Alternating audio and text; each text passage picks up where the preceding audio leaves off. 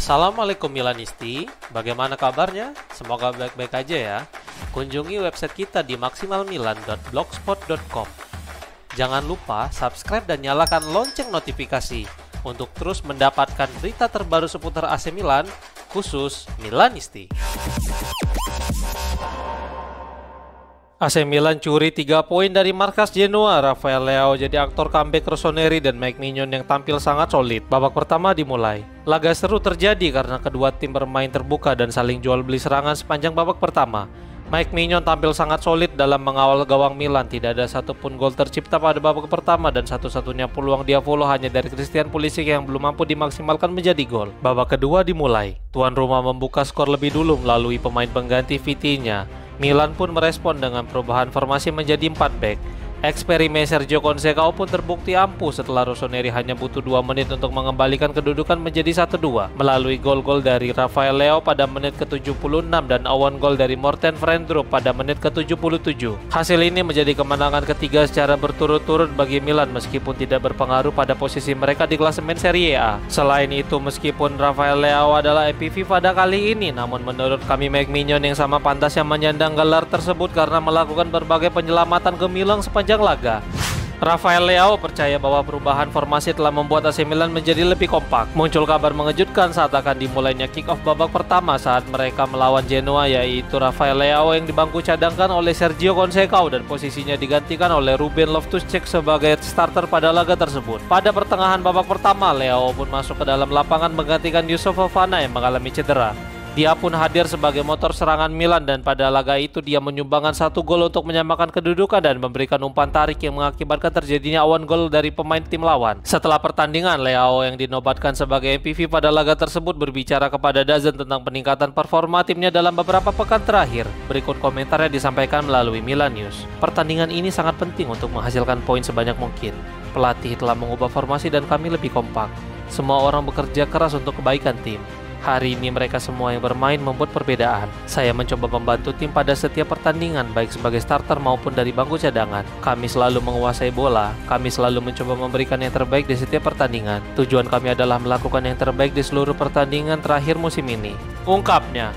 Muncul kekhawatiran tentang kondisi Youssouf Fofana yang harus ditarik keluar pada babak pertama akibat cedera saat melawan Genoa. Pada menit ke-28, Fofana harus ditarik keluar karena mengalami ketidaknyamanan di kakinya dan dia pun digantikan oleh Rafael Leao yang pada akhirnya menjadi aktor utama kemenangan Rossoneri. DAZN melaporkan Fofana mengalami masalah pada bagian pergelangan kaki. Saat di bangku cadangan, dia pun melepas sepatu dan kakinya dikompres dengan es untuk meredakan nyeri. Kemungkinan itu bukanlah masalah yang serius sehingga bisa menjadi kabar baik bagi Sergio Conceição yang sedang mempersiapkan tim untuk menyapu bersih sisa laga di Serie A dan final Coppa Italia melawan Bologna. Format Supercoppa Italiana telah dikonfirmasi oleh Lega Serie A dan salah satu peserta merasa keberatan. Corriere della Sera melaporkan pihak Liga Italia telah mengumumkan bahwa Supercoppa Italiana akan kembali dimainkan di Arab Saudi dengan format 4 tim dan itu merupakan format yang sama dengan edisi 2025 di mana AC Milan keluar sebagai juara. Alasan tetap diadakannya format seperti ini adalah hadiah uang yang mampu diraup sebesar 23 juta euro. Rossoneri yang merupakan klub paling populer di Timur Tengah pun akan menjadi protagonis saat melawan tim-tim seperti Napoli, Inter, dan Bologna. Namun ternyata Angelo Capellini selaku pengacara Inter menentang format tersebut karena dia merasa hal itu tidak menguntungkan bagi Inter yang mungkin pada bulan Desember akan memainkan Piala Intercontinental dan jika mereka memenangkan Liga Champions tahun ini. Menurut laporan tersebut, jika mereka memutuskan untuk keluar dari kompetisi itu, maka akan menyebabkan sanksi dari pihak Liga. Arrigo Sacchi melayangkan kritikan keras kepada para petinggi AC Milan yang memimpin klub saat ini. Musim 2024-2025 menjadi mimpi buruk bagi Milan, baik itu pada kompetisi lokal maupun Eropa.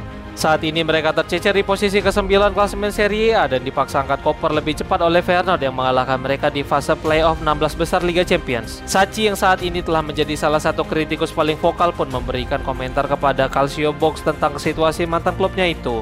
Berikut komentar yang disampaikan melalui Milan News. Lihat, ketika Anda memulai menjalankan klub dengan manajemen yang tidak memiliki sejarah, visi, kompetensi, dan gaya, kemungkinan besar masalah akan muncul. Aspek-aspek ini harus ada sebelum tim dibentuk. Klub adalah pusat. Jika elemen-elemen ini hilang, maka masa-masa sulit tidak dapat dihindari. Klub yang bagus membangun tim yang bagus, bukan sebaliknya. Sepak bola ditemukan oleh orang Inggris. Mereka mengerti bahwa dua hal dibutuhkan, yaitu permainan dan pemain cerdas. Di Italia, kami terlalu fokus pada fase pertahanan pada Catenaccio, jelas itu tidak cukup. Ayah saya memiliki 2 pabrik dan dia memberitahu saya suatu hal yang penting dengan berkata, ketika kamu mempekerjakan seseorang, lihat apa yang telah mereka lakukan dalam hidup. Ini juga berlaku untuk sepak bola. Saya melihat kepala para pemain, bukan hanya kaki mereka, ungkapnya. Waktu kebersamaan Joao Felix dan AC Milan akan segera berakhir dan ada kemungkinan sang pemain akan meninggalkan benua biru. Felix diprediksi akan kembali ke Chelsea pada akhir musim ini. Rossoneri tidak akan kembali memperpanjang masa pinjamannya atau mencoba mendatangkannya secara permanen karena waktunya yang kurang memukau berseragam merah hitam. Menurut Sky, ada kemungkinan masa bakti Felix bisa diperpanjang sebelum musim 2025-26 dimulai, tetapi bukan berseragam Milan melainkan klub Brazil yaitu Flamengo. Operasi ke Brazil akan sangat rumit karena tim Brazil itu ingin membawanya sebelum Piala Dunia antar klub FIFA dimulai pada musim panas yang dijadwalkan 14 Juni hingga 13 Juli di Amerika Serikat. Selain itu, keinginan sang pemain juga perlu dipertimbangkan karena keputusan tersebut akan membuatnya meninggalkan Eropa pada usia 25 tahun yang merupakan keputusan besar. Sejauh ini telah terjadi kontak awal antara pihak Flamengo dan Felix. Telah dilakukan penangkapan terhadap 7 orang terkait kasus yang melibatkan Ultras AC Milan dan Inter menurut sebuah laporan. Sky melaporkan 5 orang telah dimasukkan ke penjara dan 2 lainnya masih berstatus tahanan rumah. Penyelidikan telah menyebabkan serangkaian kasus penangkapan terhadap pemimpin Ultras, anggota Curva Nord Inter dan Curva Sud Milan. Pada kasus ini beberapa orang telah ditangkap dengan alasan pemerasan dan pemalsuan sehingga mereka termasuk dalam kategori tersangka serius. Beberapa kejahatan menjadi serius dan memberatkan karena ada campur tangan mafia menurut jaksa. Dari 7 yang ditangkap ada Mauro Russo sebagai tahanan rumah, kemudian ada mantan teman dari Paolo Maldini dan mantan striker Inter yaitu Christian Vieri yang mana keduanya setelah penyelidikan tidak terbukti terkait dengan penyelidikan tersebut.